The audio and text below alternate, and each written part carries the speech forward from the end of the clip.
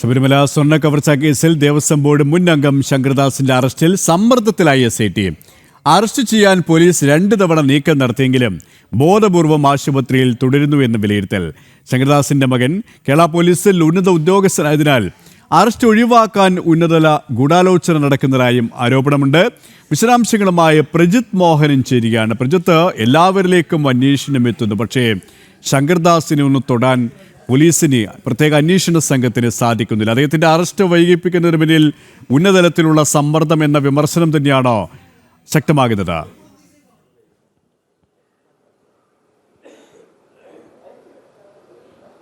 ഹൈക്കോടതി വിമർശനം ആവർത്തിക്കുമ്പോഴും പ്രത്യേക അന്വേഷണ സംഘത്തിന് മുകളിലുള്ള വലിയ സമ്മർദ്ദം തന്നെയാണ് ശങ്കർദാസിന്റെ അറസ്റ്റ് വൈകുന്നതിനുള്ള പ്രധാനപ്പെട്ട കാരണമായി കാണേണ്ടത്. 2 തരത്തിലുള്ള സമ്മർദ്ദങ്ങളാണ് SITയെ ആശയക്കുഴപ്പത്തിലാക്കുന്നത്. അതിലൊന്ന് ഈ ശങ്കർദാസിന്റെ അടുത്ത ബന്ധുവും മുഖ്യമന്ത്രി പിണറായി വിജയനും തമ്മിലുള്ള ആത്മബന്ധമാണ്. മുഖ്യമന്ത്രിയുമായി വളരെ വ്യക്തിബന്ധമുള്ള ഒരു വ്യവസായിയാണ് ഈ പറയുന്ന ശങ്കർദാസിന്റെ അടുത്ത ബന്ധു എന്നുള്ളത്. രണ്ടാമത്തത്, കേരള പോലീസിൽ DIG ആയിരിക്കുന്ന ശങ്കർദാസിന്റെ മകൻ സുജിത് ദാസ് IPSന് കേരള പോലീസിലുള്ള വലിയ സ്വാധീനവുമാണ്.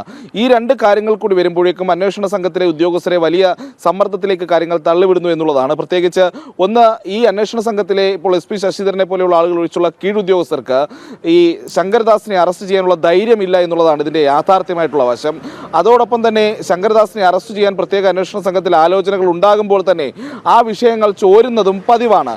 ഇപ്പോൾ 2 തവണയാണ് SP ശശിധരൻ ശങ്കർദാസിന്റെ അറസ്റ്റിനായി നേരിട്ട് ചെന്നത്. പക്ഷേ ഈ 2 തവണയും ഈ ശങ്കർദാസിനെ അപ്പോൾ കൂടുതൽ ചികിത്സാപരമായിട്ടുള്ള കാര്യങ്ങളൊക്കെ ചൂണ്ടിക്കാട്ടി ആ അവസരം നിഷേധിക്കുന്ന സാഹചര്യങ്ങൾ ഉണ്ടായി. പ്രത്യേകിച്ച് ശങ്കർദാസിനെ ICUവിലേക്കും മാറ്റുന്ന സാഹചര്യമുണ്ടായി. അന്വേഷണ സംഘം തന്നെ വിലയിരുത്തുന്നത് ഇത്തരത്തിൽ നിരന്തരം ഈ ആശുപത്രിയിൽ തുടരുന്നത്, പ്രത്യേകിച്ച് ഈ കേസിന്റെ അറസ്റ്റ് അടക്കമുള്ള കാര്യങ്ങളിലേക്ക് വരുന്ന സമയത്ത് തന്നെ ശങ്കർദാസ് ഈ ചികിത്സ തേടുന്നതും അറസ്റ്റിലേക്ക് പോകുന്നതുമൊക്കെ ICUവിലേക്ക് പോകുന്നതുമൊക്കെ ബോധപൂർവമാണെന്നുള്ളൊരു വിലയിരുത്തലാണ് പ്രത്യേക അന്വേഷണ സംഘം. അതോടൊപ്പം ശങ്കർദാസിന്റെ അറസ്റ്റ് തടയാൻ വേണ്ടി പോലീസിന്റെയും ആഭ്യന്തര വകുപ്പിന്റെയും ഒക്കെ ഉന്നത തലങ്ങളിൽ നിന്നുള്ള ഗൂഢാലോചന നടക്കുന്നതായിട്ടുള്ള വിമർശനങ്ങളും ഇപ്പോൾ സജീവമാകുന്നുണ്ട്. എന്തായാലും ഹൈക്കോടതി 2ാം തവണയും ശങ്കർദാസിന്റെ കാര്യത്തിൽ വിമർശനം നടത്തിയിരിക്കുകയാണ്. അന്വേഷണ ഉദ്യോഗസ്ഥനടക്കം ചൂണ്ടിക്കാട്ടി വലിയ രീതിയിലുള്ള വിമർശനത്തിലേക്കാണ് കോടതി പോയിരിക്കുന്നത്. അപ്പോൾ വരും ദിവസങ്ങളിലും അറസ്റ്റിന് വേണ്ടിയുള്ള സമ്മർദ്ദം കോടതിയുടെ വിമർശനത്തിലടക്കം വളരെ സജീവമായി വരുമ്പോഴും ഈ പോലീസിൽ നിന്നും അതോടൊപ്പം തന്നെ ആഭ്യന്തര വകുപ്പിൽ നിന്നും മുഖ്യമന്ത്രിയുടെ ഓഫീസിൽ നിന്നുമൊക്കെയുള്ള സമ്മർദ്ദവും പ്രത്യേക അന്വേഷണ സംഘത്തിനെ വലിയ ആശയക്കുഴപ്പത്തിലാക്കുകയാണ്. KP. ശരി, തിരുവനന്തപുരത്ത് നിന്നും പ്രജിത്ത് മോഹനാണ് വിവരങ്ങൾ നൽകിയത്.